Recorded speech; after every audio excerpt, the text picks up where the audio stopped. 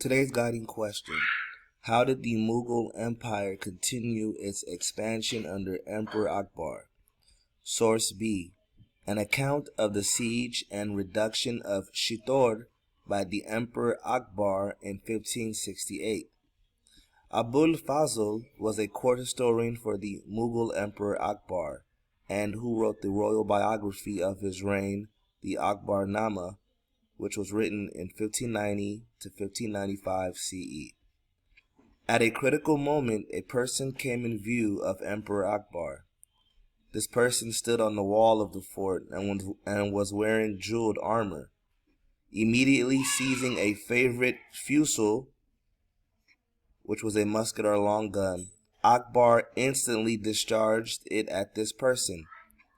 Khan Jahan, an advisor, mentioned to Akbar that during the night the same person wearing the jeweled armor had repeatedly appeared. If he appeared no more, it was clear that this man must be dead. It was later reported that the shot fired by the royal Akbar had actually killed Jamal Pata, the governor of the Rajput fort. The death of the governor immediately sealed the fate of Chittor. During the remainder of the night, Akbar's troops cautiously abstained from further attack.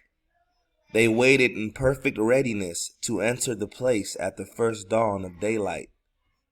At the break of day, Akbar's troops came out at once from their trenches and rushed into the fort at all points, proceeding immediately to the work of bondage and slaughter.